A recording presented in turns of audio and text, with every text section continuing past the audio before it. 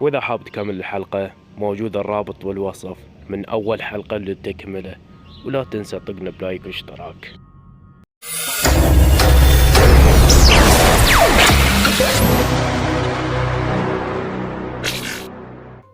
كنت أفكر بالموضوع ودخل علي زبون وقطع حبل تفكيري. شفت الزبون مو طبيعي، كان عمره يتراوح بين 40 سنة، وكانت لحيته مدموجة بين الأبيض والأسود وأصلع الشعر، ولابس ملابس كلش تعبانة، ورابط على نفسه حبل وحط على نفسه شماغ كأن جسمه كلش ضخم. قرب علي وقال لي وين أقرب فندق هنا، ودليته على فندق قريب على المقهى، ونظرت على عيونه شفته حمرة كأنه ما نايم، وراح بس مشيته غريبة ومرعبة. بأثناء الخروج الباب لف جسمه وقال انتبهي منهم ترى يحضرون، انتبهي. وراح ابتسم ابتسامة مرعبة وخلى دمي يجمد بجسمي. وهنا بديت أفكر وأقول شنو هذا المجنون يتكلم؟ ما فهمت شنو انتبه من حضورهم وما أدري شنو. طنشت فتحت جوالي وخليته على الميز وثبته، وخليت مسلسل شغال وانطيته ظهري، وبديت أسوي قهوة. وبعد ما خلصت شفت جوالي وانصدمت، كأن موبايلي طافي وكأن شخص طفات جوالي من الصفحة. بس جاني شعور يخوف، شلون هيك يصير واني خليته مشتغل، وشلون القاه طافي الجوال. والصراحة تمنيت انه اكو زبون انه يسوي بيه مقلب، بس ما حد موجود بالمقهى. بس طنشت وظليت اتابع المسلسل، وفجأة بدون سابق انذار سمعت صوت خفيف مشي من الطابق الثاني، ونصيت جوالي وطفيته واريد اركز بالصوت المشي، وهل هذا الشي سمعته حقيقي لو قاعد اتخيل. وفجأة يتوقف صوت الخطوات المشي، ورجعت جوالي بس افكر بيني وبين روحي تخيلات باطنية اللي يصير هنا. وسمعت صوت مشي كلش قوي من الطابق الثاني، كأنه مجموعة، كأنه شخص مو واحد، كأنه اثنين أو أكثر. وهنا حسيت بالبرودة جسمي، وخذت جوالي على السريع واتصلت على السائق لأن بالفعل ميتة من الرعب. وهنا كامشة جوالي وجسمي يرتجف وأسمع أصوات.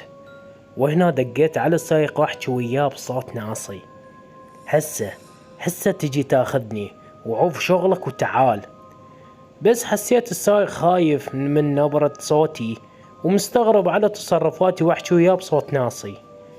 وذكر وقال السائق أخت بيش شي؟ رديت وقلت ها ما بيه شي، بس تعال ولا تكثر حكي تعال. وقفلت جوالي ووقفت خطوات الطابق الثاني، بديت تنفس قوي. وبعد كم دقيقة وصل السائق، وعلى السريع طفيت الضوية وقفلت المحل وطلعت، حتى ما متأكدة انه طافية الضوء لكل المحل. وركبت السيارة ومستغرب السائق على تصرفاتي. وصلني للبيت ودخلت وشافوني اهلي واستغربوا من جيتي من وقت، واعتذرت انه تعبان شوية، ورحت لغرفتي وافكر وراجع حساباتي اللي صار وياي. وهنا هسه نتحدث باللسان أحمد. اجى يوم الثاني وقررت اروح على المقهى وانسى اللي صار وياي بالفعل، واخذت الايباد وطلعت وتجيني افكار باثناء الطريق. وصلت المقهى كانت الساعة 4 العصر، ودخلت المقهى وشفت تمارة وتشوفني بنظرات مستغربة وما قدرت افسر. وتقدمت خطوتين عندها وطلبت طلب معروف اللي دائما تنزله على الطاولة. ورحت على الطاولة وشغلت الايباد وقعدت، وبديت اكتب القصص وبديت اشرب القهوة، وكنت مدمج بالقصة حيل اللي اني اكتبها. وبعد فترة بدأ يدخلون الزبائن بالمقهى وصار عددهم هواي، وبدأ اليوم جدا طبيعي. بس لاحظت تمارة أكثر الأوقات صافنة وتشاهد الدرج اللي بصفها وبنظرات غريبة، وقالت يمكن تريد تفتح الطابق الثاني على مود الزبائن اللي حاب يقعد الطابق الثاني. وهذا اللي كنت أعرفه. وكملت القصة وشفت الساعة بجوالي، الساعة 10:30 مساء. قلت عادي المقهى ما يقفل إلا الساعة 2 بالليل. قلت تمام، خل أظل فد ساعة جوز تجيني أفكار وأكتب القصة الثانية. وبديت أفكر بالأحداث وأكتب العنوان، وجهزت بعض كم سطر على مود أبدي أكتب القصة الجديدة. وبالفعل مرت الساعات وسلمت الكوب القهوة لتمارة كأنها بنظرات غريبة، وبدرجة وريد أسألها اللي صار وياها، بس ما حبيت أتدخل أكثر بالمواضيع. وطلعت بالهدوء من المقهى، وبالفعل ركبت سيارتي ورحت على البيت ودخلت للغرفة. ومن شدة التعب ونمت على السرير، وصحيت على يوم الثالث.